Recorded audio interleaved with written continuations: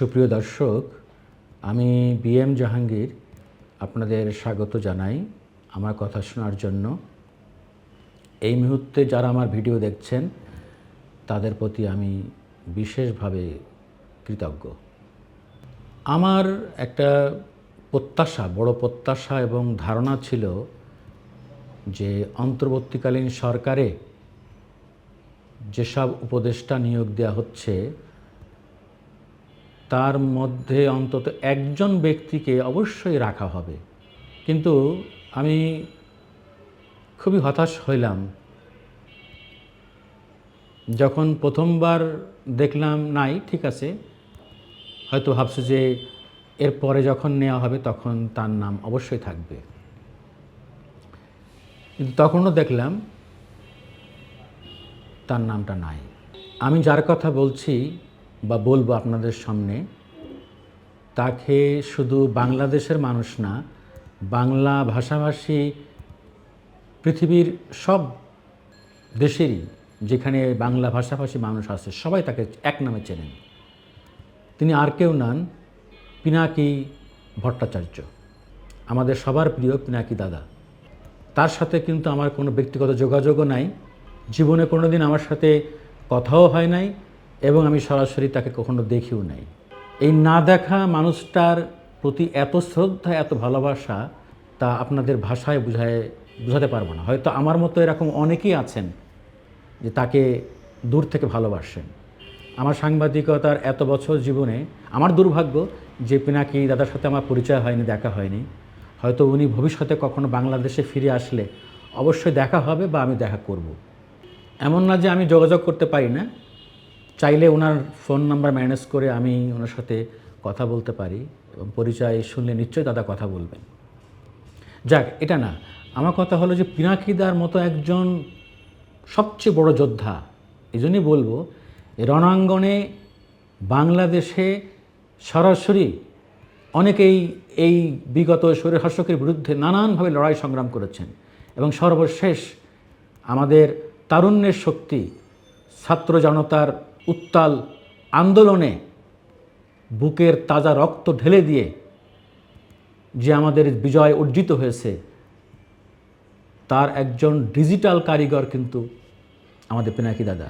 উনি সুদূর ফ্রান্সে বসে যেভাবে গত ৩-৪ বছর ধরে যে লড়াই সংগ্রাম উনি করেছেন, তারও বেশি সময় ধরে, আমি তো ওনার ভিডিওই দেখি প্রায় 4-5 বছর। উনি ইউটিউবে ভিডিও করে বাংলাদেশের কোটি কোটি মানুষকে ভিতরে একটা আত্মিক যোদ্ধা বানায় ফেলেছেন, মনস্তাত্ত্বিকভাবেই একটি সংগ্রামী মানুষ বানিয়ে ফেলেছেন। আমি তো বলি যে আমি লেখাপড়া যা শিখেছি বা আমার এই দীর্ঘ 30-31 বছরের পেশাগত জীবনে যা আমি শিখেছি তার বেশিরভাগই আমার কাছে মনে হয় যে আমি পিনাকি দাদার ইউটিউবে ভিডিও দেখে শিখেছি। এত পণ্ডিত মানুষ, এত পড়াশোনা জানা, এত বড় অসাম্প্রদায়িক দেশপ্রেমিক আমি দেখি নাই।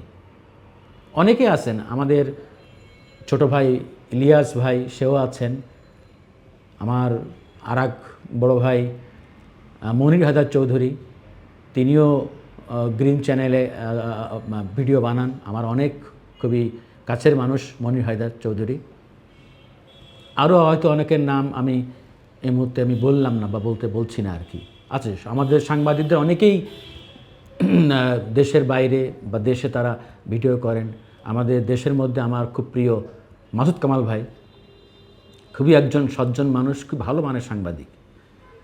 আমাদের মোস্তফা ফিরোজ দিপু ভাই ভিডিও করেন আর কি, উনি ভালো বলেন। যাই হোক, সব কিছু ছাপিয়ে আমি যে বলবো পিনাকিদার তুলনা হয় না। পিনাকি দাদা যেভাবে পড়াশোনা করে, যেভাবে বলেন আর যেভাবে তথ্য দেন, এর চেয়ে বড় যুদ্ধ হতে পারে না। বাংলাদেশের কোটি কোটি মানুষের মনের মধ্যে, রক্তের মধ্যে একটা সংগ্রাম উনি বাঁচিয়ে রেখেছেন এখনও পর্যন্ত। তো এই মানুষটা যদি অন্তর্বর্তীকালীন সরকারের উপদেষ্টা হতো এবং করা হতো, পুরো দেশের চেহারা চেঞ্জ হয়ে যেত। আমি মনে পুরো উপদেষ্টা পরিষদ অলংকৃত হতো। আমি মনে করি যে আমার মতো বাংলাদেশের বহু মানুষ চান যে পিনাকিদা উপদেষ্টা হওয়া উচিত। আমি এই অন্তর্বর্তীকালীন সরকারের যিনি প্রধান উপদেষ্টা, নোবেল বিজয়ী ডক্টর অধ্যাপক মোহাম্মদ ডক্টর ইউনূসের কাছে বিনীত অনুরোধ থাকবে যে আপনি প্লিজ পিনাকি দাদাকে উপদেষ্টা পরিষদে জায়গা দিন।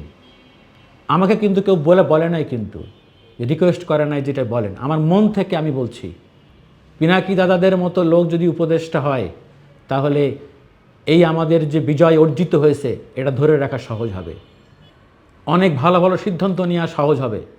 সরকার চাইলে পিনাকি দাদাকে দেশে ফিরিয়ে এনে দায়িত্ব দিতে পারে। উনি সরকারে থাকলে আমাদের এই বিজয় ধরে রাখা সহজ এবং সার্থক হবে। মনে রাখতে হবে, সবাই আমরা জানি স্বাধীনতা অর্জন করা যতটা না কঠিন, তার চেয়ে কঠিন স্বাধীনতা ধরে রাখা। আশা করব অন্তর্বর্তীকালীন সরকার আমার মতো এরকম অনেকেরই প্রত্যাশা পূরণ করবে। পিনাকি দাদাকে আমরা সরকারের গুরুত্বপূর্ণ দায়িত্বে উপদেষ্টা পরিষদে দেখতে পাব। আজকের মতো এখানে শেষ করছি। আল্লাহ হাফেজ।